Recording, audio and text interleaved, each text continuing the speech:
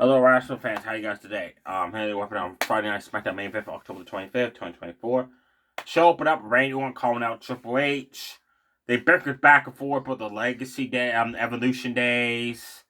When Orton formed the Legacy of Cody Rhodes to DiBiase, how they feuded with DX, Triple H, Shawn Michaels, how Triple H made Randy Orton the person he is today, and then the history they had with and against each other.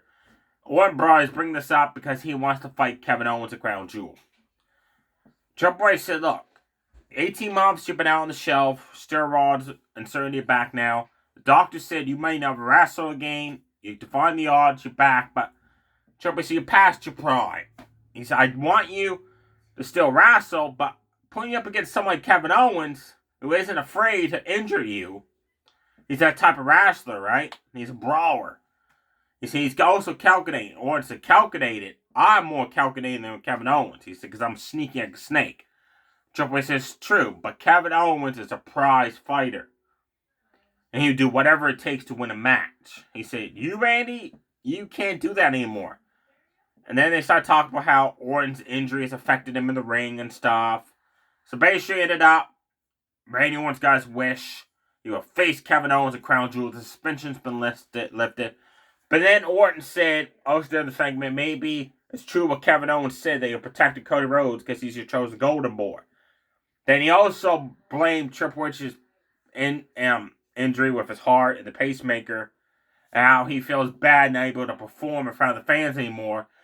He's taking that out on him. Triple H says, not the reason why. And then he said, okay, the match is made official, Randy. If I was you, I'll consider how much time you have left in the WWE. I wonder what he meant by that. That was interesting. Even Orton was kind of pondering like what he meant by that. The open match 7. Carmelo Hayes, Andrade Cien Almas getting ready to tear the house down. LA Knight's a special guest referee.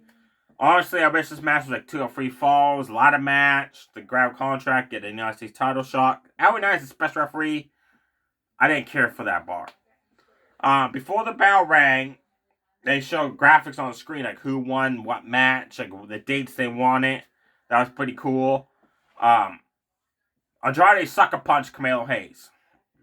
Then went for the cover. LA Knight refused to make the pin cover because of the sucker punch. Then at one point during the match, Andrade super kicked Carmelo Hayes out of the ring through the ropes. LA Knight was counting. Andrade went to do a move. LA Knight stopped him. He said, no, I'm doing a count out. Then Andrade flew over LA Knight, knocking down Carmelo Hayes on the outside. He was like, oops, guess you gotta do the recount. LA Knight didn't like that. Also during the match, Carmelo Hayes is stomping the holy hell of Andrade Cien Almas in the corner. Almost got disqualified. LA Knight had to push him off. Say, hey, look, you got followed by the rules, man. That was a 5 count. And he was still stomping away. Andrade came out of that corner, super kicked Carmelo Hayes, backing him in the corner, running knees in the corner. As he was pinning Carmelo, when he kicked out, Andrade landed on the back of LA Knight, who was making the pin cover. That angered LA Knight. Then during the match, Andrade Cien Almas did a Spanish fly into a Canadian destroyer. That was awesome. Carmelo Hayes hit a code breaker. Slingshot clothesline off the ropes. Countered the Free Amigos. Andrade had 2. Was going for the third one. Carmelo Hayes it was how awesome. He flipped over into a diamond cutter on that. Then Carmelo Hayes went for a super kick. Andrade put LA Knight in the line of fire. LA Knight got super kicked. So at that point, LA Knight got pissed off. Rose Plant DDT both their asses. Declared the match double disqualification because technically they both laid their hands on him. Then he went backstage and Nick Gonzalez confirmed, like, hey, what the hell is that shit? And LA Knight's like, I told you, first off, didn't want to be a special referee. And second off, one kicked me in the face, the other one landed across my back. They were refusing to follow orders. So Nick Gonzalez, you know what? Crown Jewel, we're having match number 8. And LA Knight say, whoop-de-doo. He said, yeah, but it's going to be a triple threat for your championship. LA Knight, not even fazed by that. That's what I like about LA Knight. He's cocky as the United States champion. Match stipulations and stuff don't faze him. Because he's going to go in, whoop some ass, and walk out still United States champion. Next up, we had the Motor City Machine Guns.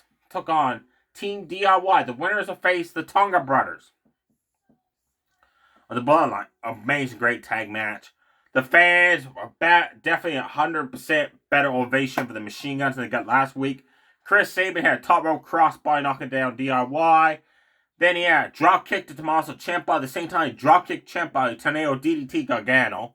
During the match, Corey Graves said that in the independent scenes, this was cool. Alex Shelley taught Johnny Gargano his submission. That was cool to hear.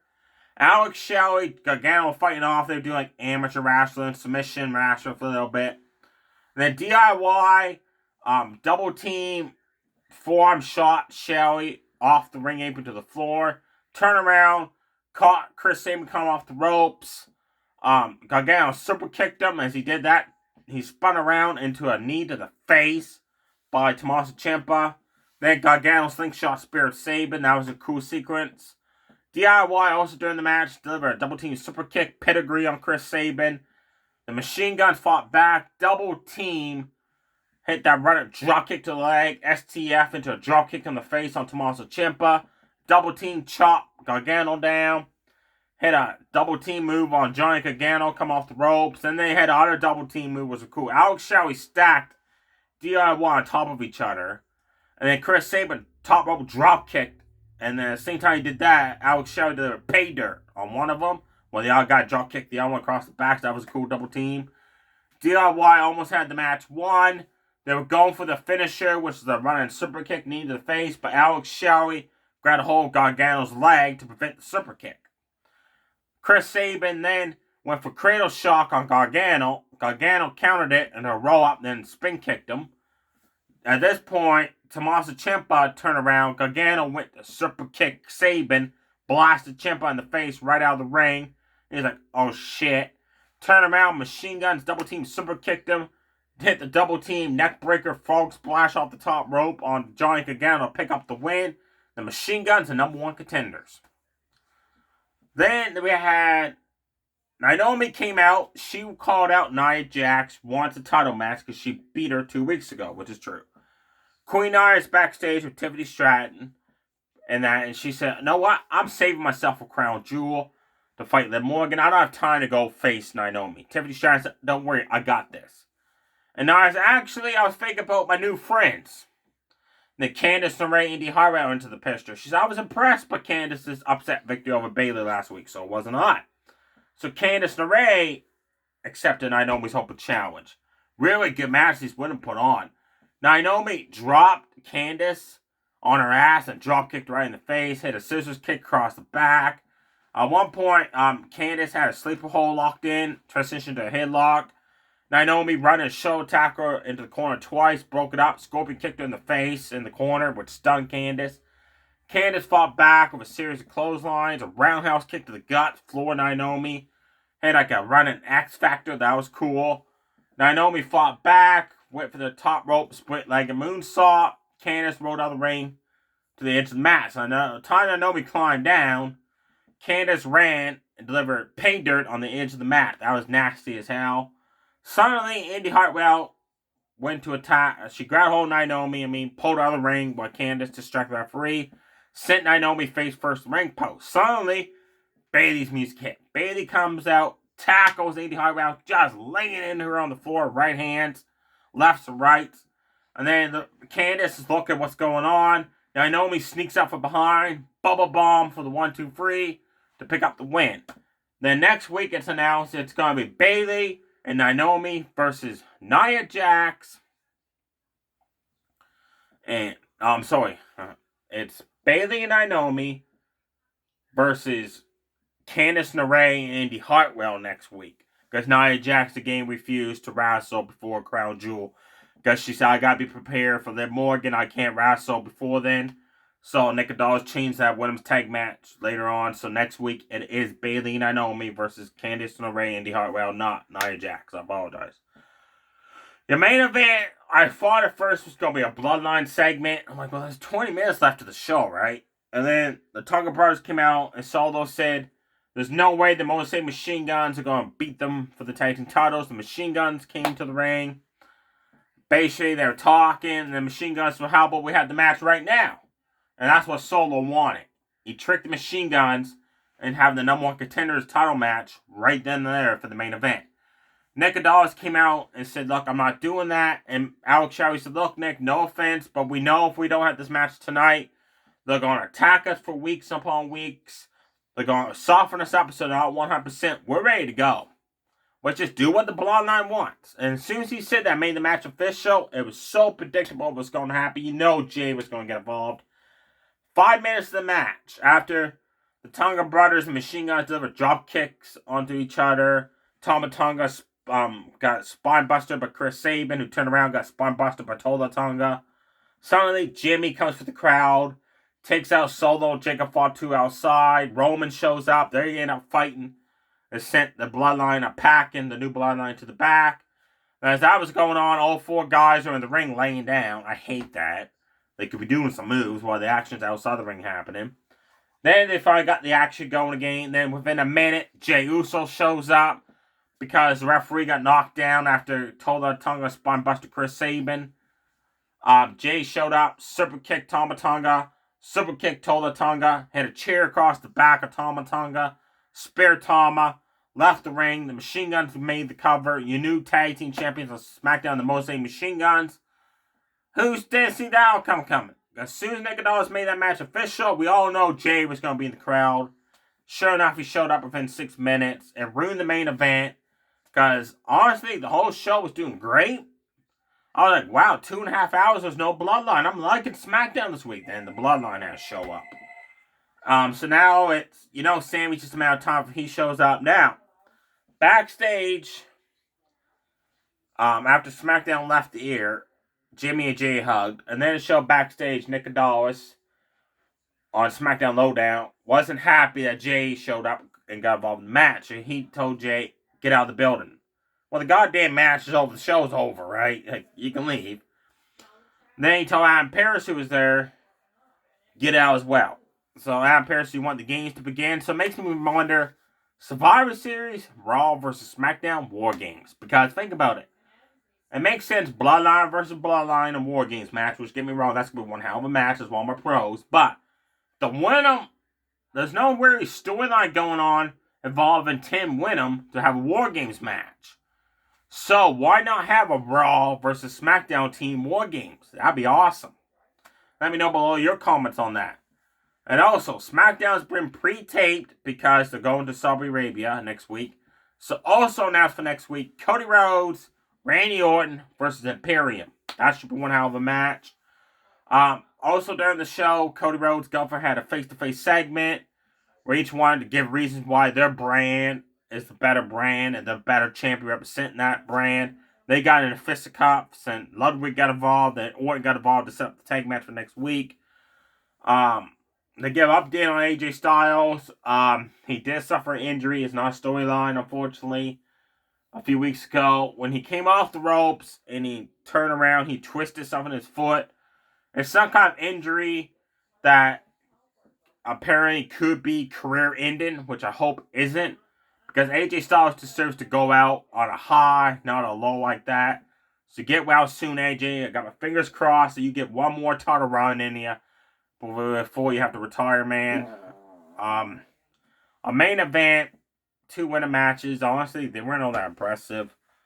You had Maxine Dupree of Alpha Academy of Otis and Tozawa Ringside took on Shayna Baszler with Sonya Deville and Zoe Stark. This match was terrible because Shayna Baszler did all she could do to make the match interesting, right? But during the match, like Maxine hit a running uppercut in the corner. Then she acted like she got hurt. Then she hit the reverse caterpillar. Then she acted like she got hurt again. Shayna did the arm stomp, slapped her across the face, twisted her arm over the ropes, tried to do whatever she could to make this match interesting. And finally, Shayna's like, enough of this. Kijiji clutch chokehold. We'll win her by submission. Shayna Baszler. The odd match was Ollie Valkyrie taking on Alba Fire of the Unholy Union of Other Dawn Ringside. Bell rang. Both women delivered super kicks, a couple clotheslines, a couple submissions, and then Ollie Valkyrie had a sit-down powerbomb into a Falcon Arrow for the 1-2-3. I'm like, that match is over already. So it's like they put no effort in the matches this week. Got all our main event. Last week's matches were good. This week's were just rushed and sloppy. There you go. Crown Jewel, other match was added. That's explain why Adam Pearce was backstage. Him, The Rock's daughter, and Nick Aldis is each selected a woman from the tag team from the show to face Bianca and Jade Cargill at Crown Jewel in a fatal four-way for the tag team championships. Adam Pearce chose Damage Control for Monday Night Raw. Makes sense. The Rock's daughter chose Metaphors, Jackson, Last Legend. Obvious sense. SmackDown chose Piper Niven and Chelsea Green. Who didn't see that coming from the whole Raw NXT this week segment with the other three teams, right? So Crown Jewel, you got Cody Rhodes, Gunther, Liv Morgan, Nia Jax fighting each other. 2 single matches where the winners become the first ever Crown Jewel champions. Those titles do look badass. I admit they look awesome. But I'm still not very clear if they only defend the titles at Crown Jewel events or it's going to be like the Andre the Giant Memorial Battle Royal where every year they're at Saudi Arabia, a new champion will be crowned and add their name to the title. They never really specified that yet. Kevin Owens, Randy Orton one-on-one. That should be one hell of a good match. You got the four-way I just mentioned a couple of seconds ago with the 4 winning for over the tag team championships. We've got Bloodline versus Bloodline. Roman and the Usos versus Solo. And it's either going to be the Tonga Brothers, Jacob Fatu. You don't know which 3 of the 4 members is going to be yet. They haven't really confirmed on that one. Also, Seth freaking Rollins versus Bronson Reed. So looking at this, you got 3 interbranded matches. Oh, and you also Alwyn Knight, Camille Hayes, Jordan Cena. Then you got 2 matches from SmackDown and 1 from Monday Night Raw. Actually, wait, yeah. So I like that because usually on pay-per-views, like the SmackDowns had the bomb on the feet on the totem pole. They get 1 match at it if you're lucky. So it's nice seeing SmackDown have 2 brand matches of their own, or Raw's only got 1. That's nice, changing that up. But they gotta make it. I know what I like to see happen. They should go back to having after this, having in the new year, have Raw have 3 matches, a SmackDown have 3 matches. And then if it's an inter-branded match, for the tag team championships for the win 'em, or something special, that's okay. It belongs to the other matches are even for each brand. Or what are your thoughts? It's not even below about 1 month's pay-per-view being Raw, then the next month being SmackDown. That way there's more matches for each brand. But that'd be interesting to see happen again. They've done that before, it was working very good. I just wish that I'm happy this time SmackDown's got 2 matches, Owens, Norton, and the Triple Threat of the United States Championship. Then you got the 3 branded matchups. Then you got the 1 Raw match. Where usually it's the other way around. Raw will have 3. There'll be a inter-branded match, and the SmackDown will have 1 match if you're lucky. So this last time it's nice seeing SmackDown have 2 matches. But who knows? You still got Monday Night Raw before Crown Jewel. Maybe Adam Pearce will throw in another match. Maybe it'll be the tournament finals. Maybe we'll see the World Tag Team Champions Judgment Day, Finn Balor and JD Madugo, defend their tag team titles against the winners of the Mysterios LWO group. The Viking Raiders on the New Day. Let me know below. Do you think Raw is going to sneak in another match, tying up 2-2, then 3? Or we think we just had the matches we got booked. There you have, folks. I'm getting ready to go to the Halloween party. It's going to be awesome. Stay safe, everybody. Too sweet. Bye.